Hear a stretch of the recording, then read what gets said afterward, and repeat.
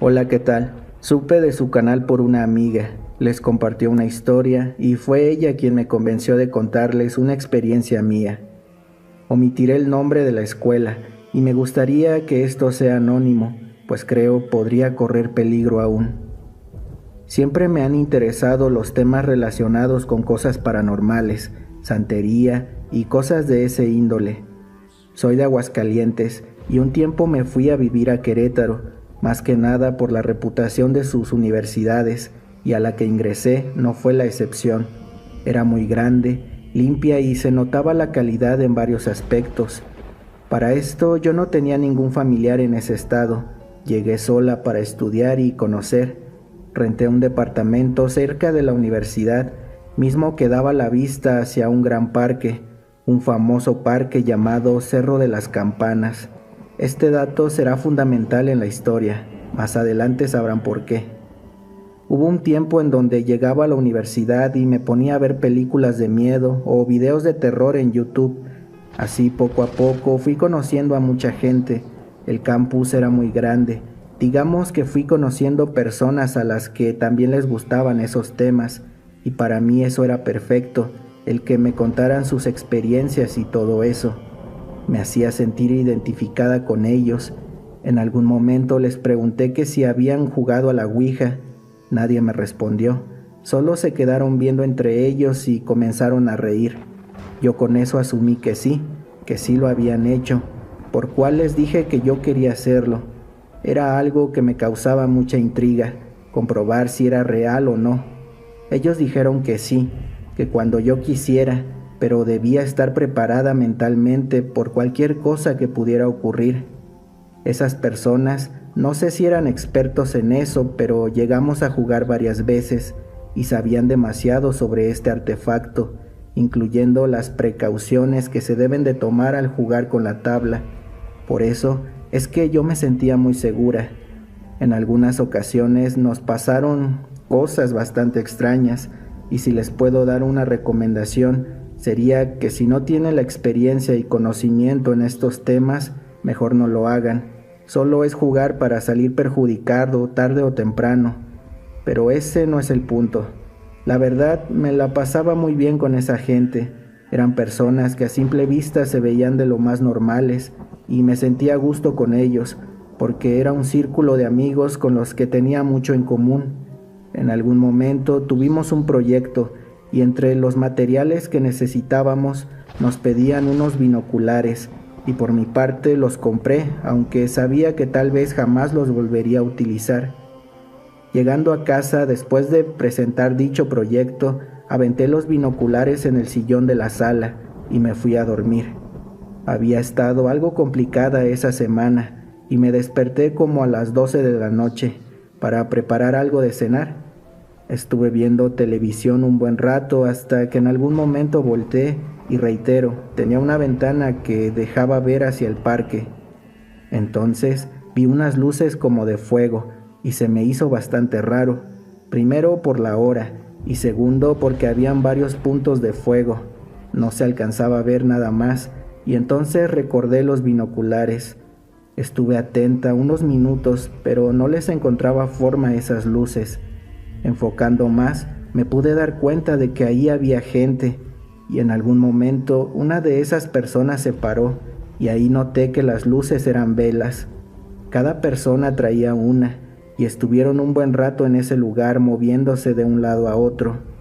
Llegó un punto en donde vi cómo le cortaban la cabeza a una gallina, y por lo que se alcanzaba a ver, pusieron la cabeza de ese animal arriba de la suya, como si estuvieran bebiendo su sangre directamente.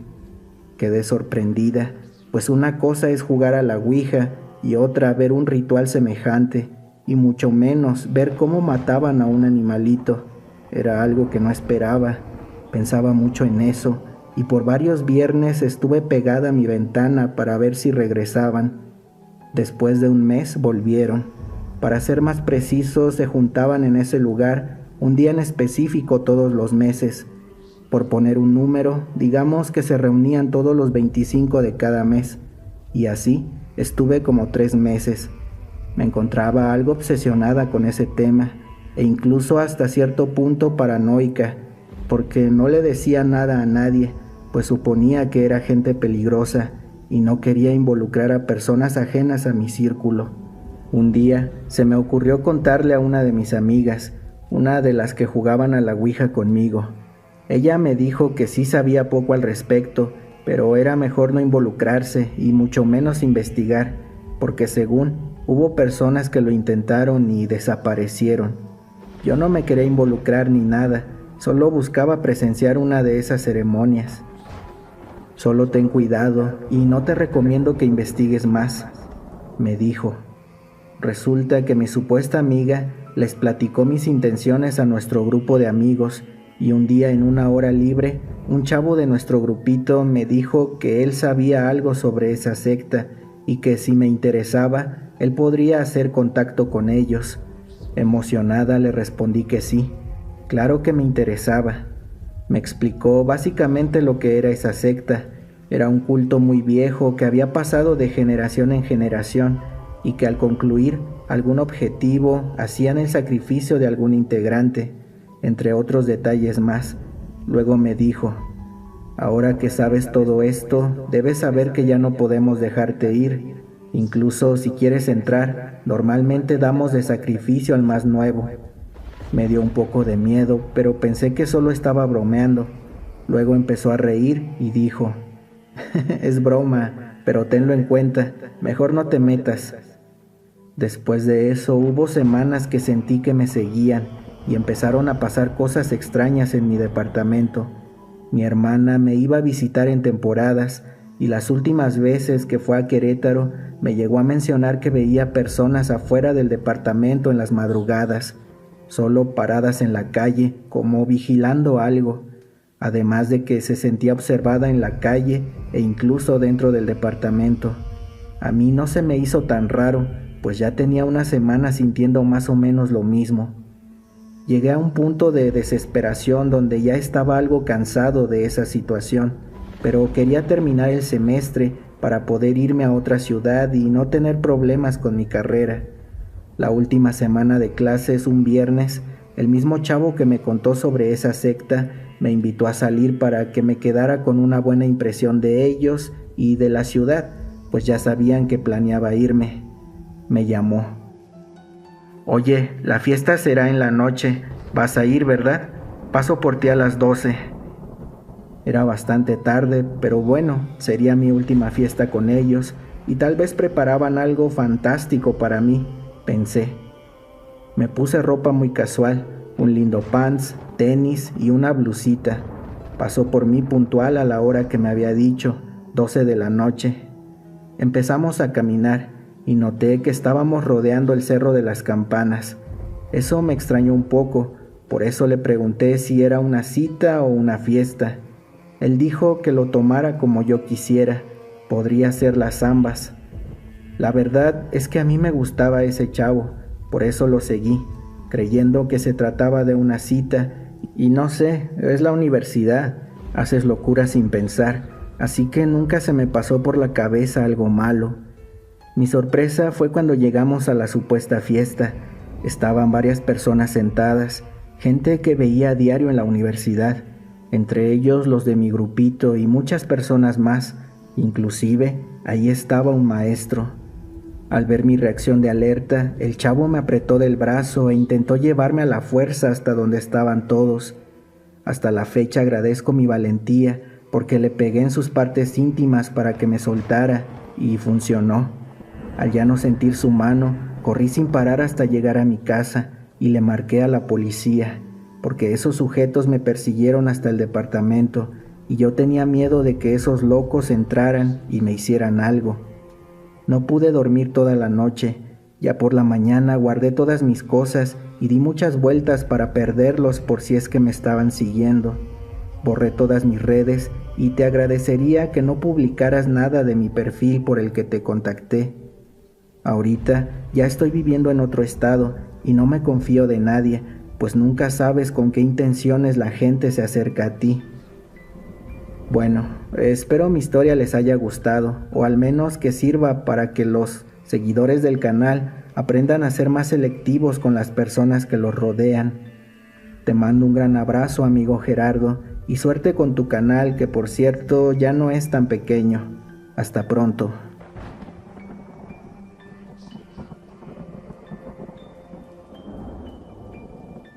Saludos, historias de terror. Esta historia me la contó Juan, un ex militar que es algo cercano a mi familia. El nombre será ficticio, debido a que quiero mantener la privacidad y el anonimato de esta persona. Lo que él cuenta es que los altos mandos lo mandaron a él a custodiar y servir como guardia de seguridad para un narcotraficante. Debía de cuidar una mansión que tenía. Esta mansión estaba dividida en dos partes. La primera era el anillo de seguridad que mantendría todo lo de adentro más resguardado. En la segunda parte había un hermoso jardín. Lo único que lograba opacarlo era un árbol bastante grande, pero estaba completamente seco, no tenía ni una sola hoja y ni siquiera enverdecía durante toda la época del año. En esta segunda parte tenían un sótano donde interrogaban a las personas que capturaban de los carteles rivales. Esto era para sacarles información sobre dónde se encontraban sus patrones, qué es lo que hacían y sus roles dentro de esos grupos. Ya se imaginarán las formas horribles en las que los interrogaban. Él rara vez lograba ver hacia dónde se iban y qué es lo que hacían dentro de este pequeño jardín, puesto que él solamente cuidaba la entrada y no se lograba ver más allá. Lo que nos cuenta es que en una ocasión él escuchó cómo rebotaban una pelota en la pared. Se podía oír como si la estuvieran botando una y otra vez. Él inmediatamente llamó por el radio porque no se le tenía permitido ni siquiera abrir la puerta. Les dijo lo que estaba escuchando. La persona que contestó del otro lado le dijo: no te preocupes, déjalo así, no pasa nada. Pues él se quedó pensando: les estoy diciendo que hay alguien adentro y no me hacen caso. Entonces le preguntó a uno de sus amigos que ya había trabajado mucho más tiempo en ese lugar, porque se le hacía extraño la manera en que ellos le decían que lo dejara así, porque era obvio que la seguridad ahí debía ser precisa de no dejar entrar a nadie. Así que con la duda le preguntó a su amigo. Este le contestó: mira, hace una semana, ahí mismo junto al árbol, adentro asesinaron a un amigo. Resulta que fue porque estaba fumando y se le hizo fácil tirar la colilla de su cigarro junto al árbol, donde habían muchas hojas secas de las demás plantas que habían ahí, una que otra que se había secado. Lo que hizo el cigarro fue encender esas ramitas y comenzar un incendio. Todos nos quedamos perplejos al ver que las llamas rodeaban el árbol, pero ni siquiera lograban tocarlo. Ahí, el jefe salió de inmediato para ver qué sucedía. Al verlo, y luego de que los demás le dijeran lo que pasó, sacó su arma y le apuntó a mi amigo, y sin remordimientos le pegó un tiro en la frente, dejando que se desangrara junto al árbol. Se volvió a meter al sótano ese de interrogatorio. Luego yo tuve que recoger el cuerpo y llevarlo a unas personas, supongo que solo para tirarlo por ahí. Cuando Juan escuchó esto no supo qué decir, pues su amigo le dijo que justo la persona que habían asesinado ahí solía rebotar una pelota en la pared. Era lo que hacía mientras esperaba a su amigo que saliera del sótano. Ahora se pueden imaginar qué era lo que botaba del otro lado. El fantasma de ese hombre botando la pelota en la pared, tal vez. Él sintió un gran escalofrío, puesto que ya sabía a qué se debía ese ruido. Todo terminó por ahí. Los ruidos se calmaron en unos cuantos minutos más. El miedo se desvaneció poco a poco de su ser y todo siguió con normalidad. Pero en una ocasión le tocó entrar a él, a su amigo y a otra persona a ver al jefe, el cual se encontraba alrededor de ese árbol. El jefe lo abrazaba como si fuese una persona más. Lo abrazaba, lo besaba, le mostraba cariño. En esa ocasión lo que iba a ver Juan lo haría sentir el peor de los miedos. De la puerta entraron 3 personas que iban a ser interrogadas. Las pusieron frente al árbol y ya se imaginarán qué fue lo que siguió. No puedo ser tan detallista en esto porque es bastante fuerte, pero se los quiero dejar a su imaginación. Cuando todo terminó, a Juan se le ocurrió darle la espalda al árbol, y lo que vio lo dejó aterrado. Mientras caminaba hacia la puerta, dándole la espalda al árbol, él logró ver de reojo a personas mirando hacia abajo. Eran como sombras difusas. Él inmediatamente se giró para ver qué personas había allí, pero se dio cuenta de que no había nadie. Siguió caminando y volvió a ver a esas figuras oscuras, como personas en el árbol. Algunas estaban como encadenadas a él y otras solamente estaban mirando hacia abajo. Él las veía de reojo, como uno cuando alcanza a ver sombras en ocasiones, casi de forma perfecta, pero cuando volteas a ver bien, ya no hay nada. Eso fue lo que él vio. Se percató al girar y poner más atención que no había absolutamente nada en el árbol. Él salió y afuera le comentó lo que creía haber visto a su amigo. El amigo le dijo que jamás le diera la espalda al árbol. Todos ahí sabían que lo que veían de reojo no eran más que las almas que habían sido sacrificadas para mantener con vida a ese árbol. Si le das la espalda al árbol, esa especie de almas o personas se irán acercando poco a poco hasta llegar a ti y te pueden atacar hasta terminar con tu vida. Afortunadamente, Juan logró salir de ahí con vida, puesto que él comenta que casi al salir de la puerta vio a una de esas cosas bastante cerca de él. Se lo contó después a su amigo, el cual le dijo que había tenido suerte, porque ya eran varias personas que habían perecido ahí, que solo era como si se desvanecieran y cayeran ya sin vida. Por fortuna esto terminó para Juan ese mismo año, debido a que el sexenio había terminado y el nuevo presidente al parecer llevaría a cabo algunos cambios. No hablamos de cambios de dejar de custodiar a esas personas, no, solamente cambiaban de presidente, pero todo esto se mantenía igual. Lo único que hizo él fue darse de baja y terminar con todo, al menos de su parte, pues lo que hacían en ese árbol fue algo muy aterrador y más que nada la experiencia que había vivido lo dejó traumado.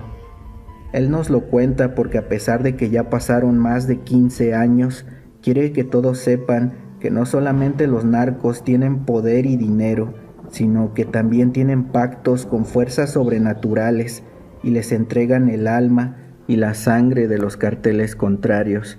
Me imagino que los otros carteles han de hacer lo mismo, pero no lo podemos asegurar, pues ¿quién ha vivido algo similar? Lo único que nos queda es mantener la mente abierta y no negar que estas cosas pasan sin que nos demos cuenta.